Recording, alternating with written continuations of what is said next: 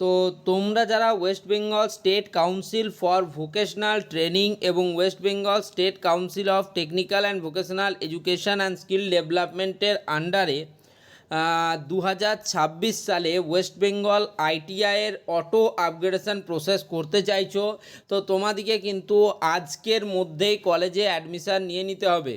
তোমরা যে পলিটেকনিক এবং আইটিআই কলেজেই ভর্তি হও না কেন, ভর্তি হয়ে ডকুমেন্ট ভেরিফিকেশান প্রক্রিয়া করে নাও। আইটিআই স্টুডেন্টদিকে বেশি করে বলছি। তারপর সেই কলেজে ফিস পেমেন্ট এবং ডকুমেন্ট ভেরিফিকেশান করানোর পর তোমরা কিন্তু আপগ্রেডেশন করতে পারবে।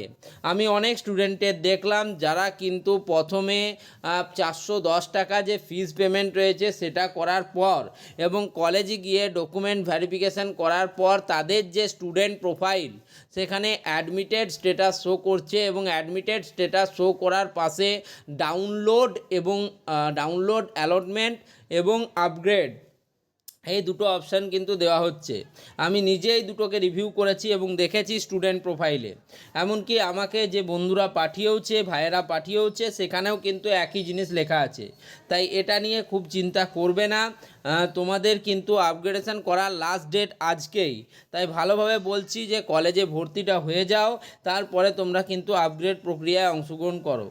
ওকে, তো আশা করব আজকের এই ভিডিওটা তোমাদের উপকারে লেগেছে। দেখো, বড় ভিডিও বানাচ্ছি না, তার থেকে ছোট ছোট স্টেপে তোমাদিকে যদি আমি কিছু শিখিয়ে দিতে পারি, তাই আমি কিন্তু এই ভিডিওগুলো বানাচ্ছি যাতে তোমাদের প্রত্যেকের উপকার হয়। ঠিক আছে, তো আশা করব এই ভিডিওটা তোমাদের উপকারেই লাগবে। তাই যদি ভিডিওটা ভালো লাগে তাহলে চ্যানেলটিকে সাবস্ক্রাইব করে নিও, ভিডিওগুলোকে লাইক করো এবং বন্ধুদের মাঝে প্রচুর পরিমাণ শেয়ার করো যাতে তারাও কিন্তু এই তথ্যগুলো জানতে পারে। ধন্যবাদ প্রত্যেককে।